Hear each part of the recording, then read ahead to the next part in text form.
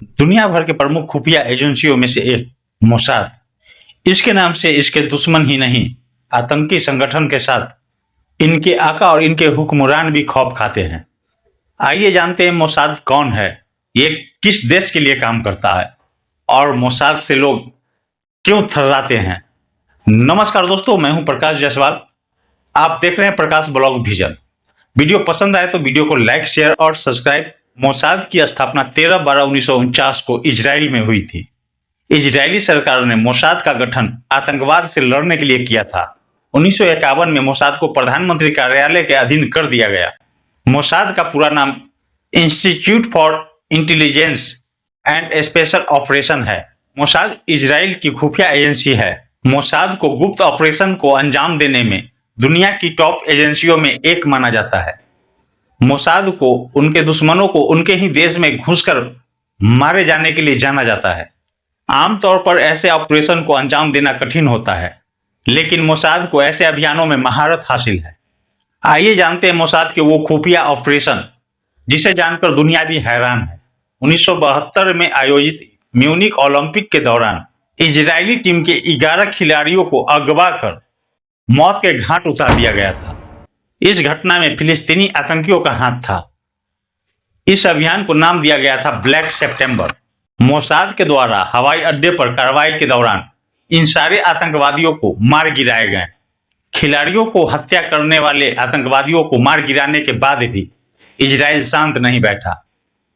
Mossad ने उन सभी लोगों की हत्या की योजना बनाई जो लोग ऑपरेशन ब्लैक सितंबर से जुड़े हुए थे।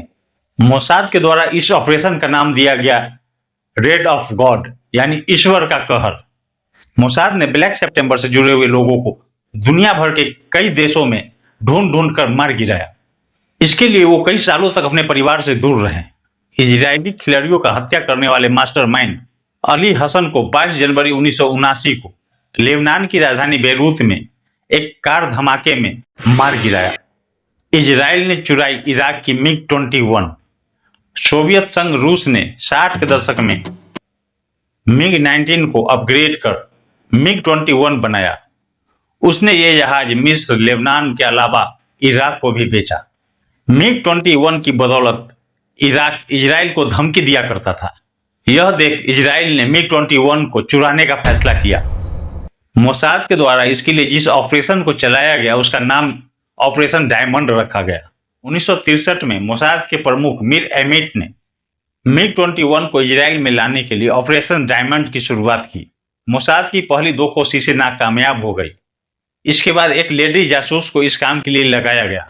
उसने मुनीर नाम के एक इराकी पायलट को इसके लिए तैयार किया। प्रमोशन न मिलने से परेशान मुनीर को $10 लाख की नगद राशि, सरकारी नौकरी, साथ में परिवार के साथ इजराइल में पनाह का वादा किया गया। इस ऑफर को उसने स्वीकार कर लिया और 16 अगस्त 1966 को इराक का MiG-21 लेकर इजराइल पहुंच गया। ईरान के परमाणु कार्यक्रम पर हमला। इजराइल और ईरान के आपसी संबंध हमेशा से खराब रहे हैं। इजराइल ईरान के परमाणु कार्यक्रम को लेकर हमेशा चिंतित रहता था। इजराइल ईरान को नुकसान पहुंचाने का कोई भी मौका नहीं छोड़ता था। इसी क्रम में नवंबर 2020 में ईरान के परमाणु वैज्ञानिक मोहसिन फखरीजादेह की हत्या कर दी गई। इस वैज्ञानिक की हत्या ईरान में ही हुई थी। जून 2021 में मोसाद के मुखिया ने इस हत्याकांड की जवाबदेही ली थी। अभी अभी हाल ही में पेजर ब्लास्ट हमले से दुनिया भी सन्न है।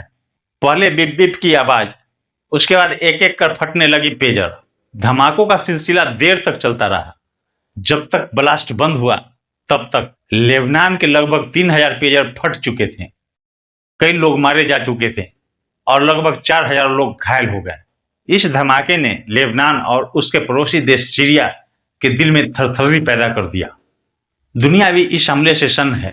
साजिश के सुई एक बार फिर दुनिया की सबसे शक्तिशाली संगठन मोसाद की ओर घूम गई है। अल जजीरा और न्यूयॉर्क टाइम्स जैसे मीडिया एजेंसियों का दावा है कि मोसाद ने ताइवान से लेबनान तक जा रहे 5000 पेजर को ही हाईजैक कर लिया था। इस पेजर को प्रोडक्शन लेवल पर ही मॉडिफाई कर इसके अंदर एक बोर्ड लगाया गया और जो एक कोड सिग्नल प्राप्त कर सकता था और किसी भी माध्यम से इसका पता लगाना मुश्किल था, तक कि डिवाइस और स्कैनर का प्रयोग कर भी इस डिवाइस का पता नहीं लगाया जा सकता था। यहाँ तक कि डिवाइस और स्कैनर का प्रयोग कर भी इस पेजर में लगे बोर्ड को डिटेक्ट नहीं कर पाया गया। इस पेजर में लगा बोर्ड डिटेक्ट नहीं हो पाया। इजरायली खुफिया एजेंसी मोसाद अपने सस्पेंस और अति गुप्त ऑपरेशन के लिए अपना एक अलग पहचान रखती है। इजराइल की इंटेलिजेंस ऑपरेशन की वो कहानियां जिसने वर्ल्ड पॉलिटिक्स की डायनामिक ही बदल कर रख दी, अन्यथा ईरान आज परमाणु क्षमता से संपन्न राष्ट्र होता।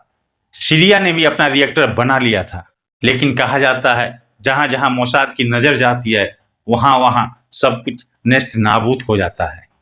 दोस्तों, आज के वीडियो में इतना ही। मिलते हैं फिर एक नए वीडियो में। वीडियो पसंद आए तो लाइक, शेयर और सब्सक्राइब कर दीजिएगा। तब तक के लिए जय हिंद।